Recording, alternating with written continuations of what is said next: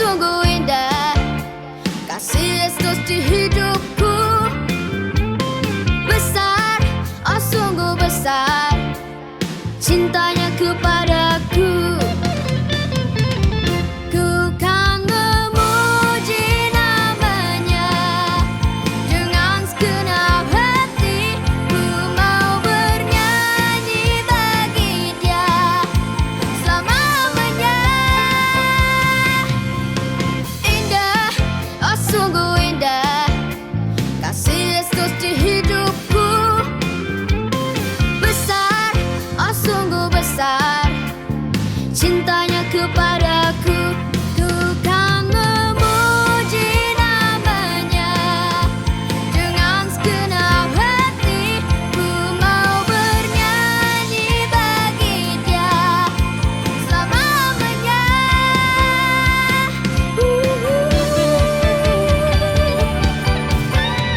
Indah, oh sungguh indah kasih Yesus di hidupku.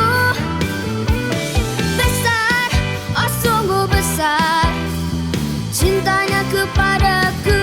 Ku kan memuji namanya dengan segenap hati. Ku mau bernyanyi bagi Dia selamanya. Indah, oh sungguh indah kasih Yesus di hidupku. Besar, oh sungguh besar cintanya kepadaku. Cintanya kepadaku. Cintanya kepadaku.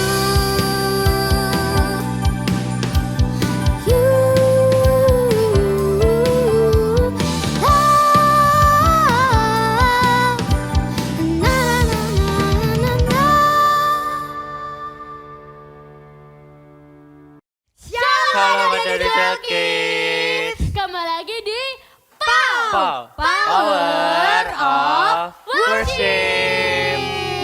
Wah, kali ini kita mau seru-seruan bareng, kita mau sembah Tuhan bareng. Tapi sebelum itu, yuk disingkirin dulu yuk. Makannya mungkin, atau sedang main game. Berhenti dulu, kita mau menyembah Tuhan. Tapi kita mau berikan sikap posisi yang terbaik buat Tuhan. Yuk semuanya lipat tangannya, tutup matanya, kasih saja kita sama-sama sembah Tuhan ya. Kita mau nyanyi, kita mau sembah Tuhan. Kita mau katakan, Tuhan Yesus, Engkaulah segalanya buat kami. Tuhan Yesus, Kaulah Terima kasih Tuhan untuk setiap segalanya. anugerah-Mu dalam hidup kami. Kau sangat berarti bagiku. Kak Stevi ajak adik-adik nyanyikan lagu ini bersama-sama. Pengorbananmu Keluar dari dalam hati kalian adik-adik. Yang memberiku keselamatan. Tuhan Yesus, Tuhan Yesus, Kaulah segalanya. Kau sangat berarti bagiku. pengorbananmu Pengorbananmu yang memberiku keselamatan. Tuhan Yesus, ku cinta Kau lebih dalam lagi. Tuhan Yesus, kami ingin mencintai Engkau Tuhan lebih dalam lagi Tuhan. Tuhan, ini lagu pujian syukur kami Tuhan, kami hadapkan kepada Engkau Tuhan. Biar Tuhan dari lagu ini Tuhan Tuhan Yesus, bisa menunjukkan berapa besar cinta kami kepada Engkau. Tuhan, Kau sangat berarti bagiku buat kami Tuhan.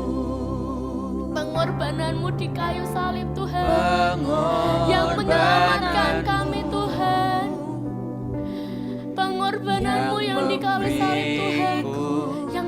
berikan kami keselamatan. Tuhan Yesus, Kaulah segalanya. Kau sangat berarti bagiku. Hanya pengorbananmu Tuhan Pengorbananmu yang bisa menyelamatkan kami Tuhan. yang memberiku keselamatan. Sama-sama ya semuanya angkat tangannya. Tuhan Yesus, ku cinta Kau lebih dalam lagi. Tuhan Yesus. Tuhan Yesus, ku cinta Kau dengan segenap hatiku. Tuhan Yesus. Tuhan Yesus, ku cinta Kami sangat mengasihi-Mu Tuhan. lebih dalam, dari apa lebih dan dalam lagi. Kami mengasihi-Mu Tuhan. Tuhan Yesus, Kami ku mencintai-Mu cinta Kau dengan segenap hatiku. Tuhan Yesus, ku cinta Kau lebih dalam lagi. Tuhan Yesus, ku cinta Kau dengan segenap hatiku. Katakan lebih lembut lagi. Tuhan Yesus, ku cinta Kau lebih dalam Hati-hati bahwa kita mencintainya. Tuhan Yesus, ku cinta Kau dengan segenap hatiku. Tuhan Yesus. Tuhan Yesus, ku cinta Kau lebih dalam lagi. Tuhan Yesus, ku cinta Kau dengan segenap hatiku. Tuhan Yesus, Tuhan Yesus, Tuhan, ini ku cerita cinta Kami mengasihi-Mu lebih Tuhan. dalam lagi. Kami mengasihi-Mu Tuhan Yesus, ku cinta Kau dengan segenap hatiku.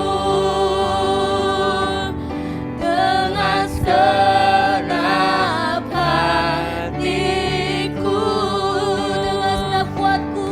Dengan segenap kuatku. Yes. Tuhan Yesus, kami serahkan Tuhan ibadah kami hari ini ke dalam tangan-Mu Bapa. Amin Tuhan. Biarlah dari awal sampai akhirnya Tuhan Kau yang berkenan hadir Tuhan. Kau hadir dan menjamah setiap anak-anak Tuhan yang mendengarkan. Amin. Kau hadir Tuhan pada waktu Tuhan anak-anak melihat menonton ibadah online hari ini Bapa. Terima kasih Tuhan. Kami minta turunkan hikmat-Mu Tuhan, blessing-Mu Tuhan pada setiap anak-anak Tuhan. Terima kasih Tuhan Yesus, Kau juga berkati Tuhan keluarga mereka Bapa. Sebentar kami mau mendengarkan firman-Mu Tuhan. Biarlah Tuhan Yesus Kau berikan kami telinga seorang murid Tuhan untuk mendengarkan Tuhan setiap perkataan dalam nama Tuhan Yesus. Hati-hati yang siap, sama-sama kita katakan amin. Shalom. Ya, anak-anak sekarang sapa teman-teman yang ada di rumah. Shalom. Nah, adik-adik yang ada di rumah, sekarang kita akan belajar firman Tuhan. Yuk, ini ada teman-teman kalian yang ada di studio. Sekarang perkenalkan, namanya siapa? Yoel, Ya, ini siapa namanya? nama saya Onisimus. Nah, yang baju biru muda siapa namanya? Ya, Yokana. Nah, adik-adik, sekarang di depan kita ya, ini ada 3 mangkok. Ada yang berwarna merah, kuning, dan biru. Dan di dalam mangkok ini ada cerita firman Tuhan. Oh iya, Kak Vivi lupa. Kak Vivi mau memberitahukan judul firman Tuhan hari ini adalah keberanian. Apa? Keberanian. Iya, keberanian. Nah, keberanian apa ya? Ayo, siapa yang tahu? Berani apa? Seperti apa itu Kak berani? Oh ya, seperti apa ya? Ada anak perempuan yang berani berbicara kalau ada seorang nabi yang dapat menyembuhkan orang sakit. Oh, kira-kira kamu tahu nggak? Itu anak itu namanya siapa? Ayo, siapa yang tahu? Gak ada yang tahu, gak ada yang tahu. Tidak. Kak Vivi juga gak tahu. Karena di Alkitab tidak diceritakan siapa namanya. Tapi perbuatannya yang mulia, yang berani itu tercantum di Alkitab, dicatat di dalam Alkitab. Jadi anak perempuan ini adalah termasuk pahlawan iman. Karena dia berani menyampaikan sesuatu tentang kebenaran bahwa ada seorang nabi yang dapat menyembuhkan orang sakit. Mau dengar ceritanya? Mau dong. Oke, sekarang dengarkan ya. Ada seorang panglima tentara kerajaan Aram yang bernama Naaman. Nah, dia sangat disayangi oleh raja, ya. Tapi suatu hari Naaman ini sakit kusta. Kulitnya penuh dengan kusta dan membuat istri Naaman sedih. Di rumah Naaman tinggal seorang anak perempuan, orang Ibrani. Dia bukan orang Aram. Dia mendengar bahwa Naaman sedang sakit, kemudian dia memberanikan diri untuk berbicara kepada istri Naaman bahwa ada seorang nabi yang dapat menyembuhkan sakit, terutama sakit kusta nih, sakit Naaman. Kemudian istrinya berbicara kepada Naaman, dan Naaman pergi ke pimpinannya, ke tuannya, dan berkata bahwa dia akan pergi ke Israel untuk bertemu dengan seorang nabi itu. Dan tuannya itu memberikan surat supaya Naaman pergi ke Israel untuk mendapatkan kesembuhan. Dan Naaman pergi dengan pasukannya. Dia membawa macam-macam barang ya untuk dipersembahkan pada Raja Israel. Sampai di sana Raja Israel membaca suratnya dan dia langsung mengoyakkan bajunya. Langsung dia marah. Loh, apakah aku dapat membuat orang itu mati atau menyembuhkan? Kenapa engkau datang kepadaku? Ada seorang nabi itu yang disebut oleh anak perempuan itu, yaitu Nabi Elisa. Dia mendengar dan dia menyuruh Naaman untuk datang kepada dia. Dan Naaman dan pasukannya datang ke rumahnya nabi itu.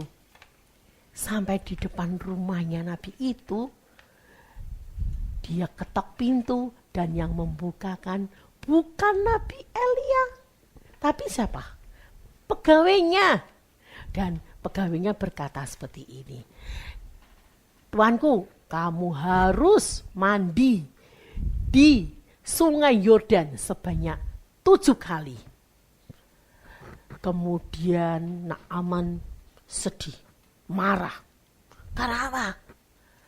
Karena bukan Nabi Elia yang menjumpai dia, tapi hanya pegawainya. Kemudian dan Naaman marah juga. Kenapa harus mandi di Sungai Yordan yang kotor, yang jorok? Emangnya di negeri Aram tidak ada sungai yang lebih baik? Tapi dia mempunyai pegawai, prajurit yang hebat, yang juga berani. Dia berkata gini, "Tuanku, kalau misalkan kamu disuruh melakukan yang lebih berat, akan kamu lakukan toh?" "Iya." Nah sekarang hanya disuruh mandi di Sungai Yordan sebanyak 7 kali. Kenapa kamu tidak mau mandi? Lalu dia pikir, iya ya, bukankah ini mudah? Mandi di Sungai Yordan sebanyak 7 kali. Kemudian Naaman mulai masuk ke Sungai Yordan dan dia mulai mandi. 1 kali ditenggelamkan tubuhnya, masuk lagi, keluar lagi. Dan dia tanya, apakah sudah sembuh? Belum. 2 kali, 3 kali, 4 kali, 5 kali, berapa kali? 7 kali. Sampai 7 kali. Dan akhirnya Naaman menjadi sembuh. Nah, coba bayangin. Kalau anak perempuan Israel tadi tidak berani berbicara kepada istri Naaman, apakah Naaman dapat disembuhkan? Tidak. Nah, tapi karena keberaniannya, dia berani berbicara kepada istri Naaman. Siapa istri Naaman itu? Itu adalah nyonyanya. Ya, nyonyanya dari anak perempuan ini tadi. Dia bertuannya. Dia berkata, ada seorang nabi yang dapat menyembuhkan sakit.